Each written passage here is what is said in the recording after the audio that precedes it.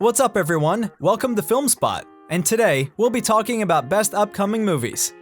Sony Pictures may be coming close to developing a Sinister Six movie linking both Venom and Spider-Man franchises. A Sinister Six movie has been rumored to be in development for some time now, with the project first having been announced back when Sony was working on the Amazing Spider-Man films.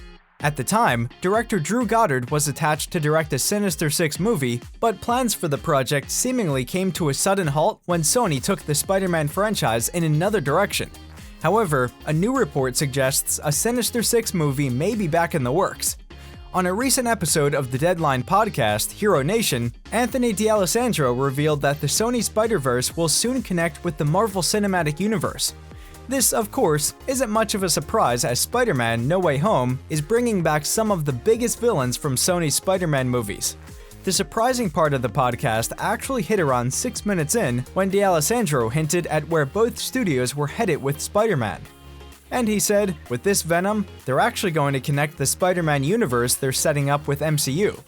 I know one of their long-term goals is to make Sinister Six, and that's the kind of project we're all waiting for. You know, their version of the bad guys from Spider-Man. A revival movie of the MTV series Teen Wolf is in development, with the original cast in talks to return. The original series, which ended 4 years ago after running for 6 seasons, was in and of itself a reboot of the 1985 horror comedy of the same name starring Michael J. Fox. The series redirected the original story into a more dramatic vein, expanding greatly on the Teen Wolf world of supernatural creatures around the town of Beacon Hills. The show sees Tyler Posey's Scott McCall encounter banshees, chimeras, skinwalkers, kitsunes, and all manner of things that go bump in the night. The finale of Teen Wolf left the story open-ended with the implication that Scott and J.R. Bourne's Chris Argent have teamed up to find other Teen Wolves who are being tracked by human hunters. According to Variety, Teen Wolf creator Jeff Davis has just signed a deal with MTV that includes developing a Teen Wolf movie for Paramount+. He will executive produce and write the film, and original cast members are currently in talks to appear. In the film, a terrifying evil will emerge in Beacon Hills, causing Alpha Wolf Scott, who is no longer a teen, to rally forces both new and familiar to fight back against the unprecedented deadly threat.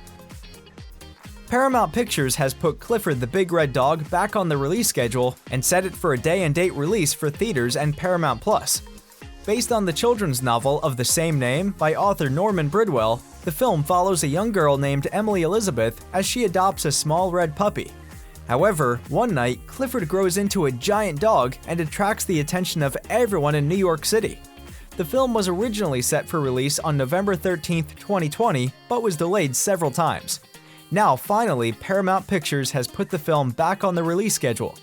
According to The Hollywood Reporter, Clifford the Big Red Dog will be released on November 12, 2021, and has been given a day-and-date release in theaters and on Paramount+. Production is well underway on DC's The Flash movie, which is bringing a take on the Scarlet Speedster that has yet to be realized in live action. A lot of speculation and hype has surrounded the project, especially regarding the multiple incarnations of Batman, both Michael Keaton and Ben Affleck's versions, that are expected to appear in the film. While we'll still have to wait until at least October's DC Fandom convention to see what their roles entail, a new photo shared by director Andy Muschietti definitely adds to the speculation. The photo shows the emblem of Keaton's 1989 Batman suit, which appears to have been spray-painted red with a yellow Flash emblem on it. At this point, it's anyone's guess as to what this new take on the Batman suit entails. Could it be an alternate costume for Keaton? Or could it be hinting at Red Death? Fans will just have to wait and see. Director Stephen Caple Jr. has revealed the logo for the latest Transformers film, Transformers: Rise of the Beasts. Caple Jr. revealed the logo for the upcoming science fiction action film via his Instagram stories, giving audiences a peek at the new groups of evil Decepticons we're set to see when the 7th live-action Transformers film hits theaters in 2022. The logo, rendered in oranges and yellows, looks to be a reference to the Beast Wars storyline established in the mid-1990s, which replaced the traditional Autobots and Decepticons with new, more organic-looking heroes. The image, captioned only with "We're coming," renders the typical head of a Transformer as a mechanoid wildcat, a reference to the Predacons, a subgroup of Decepticons who, instead of transforming into cars, have the ability to turn themselves into gigantic, savage animals. Warner Bros. Is returning to its Wizarding World earlier than planned. The next Fantastic Beasts installment, newly titled The Secrets of Dumbledore, will open in theaters on April 15, 2022.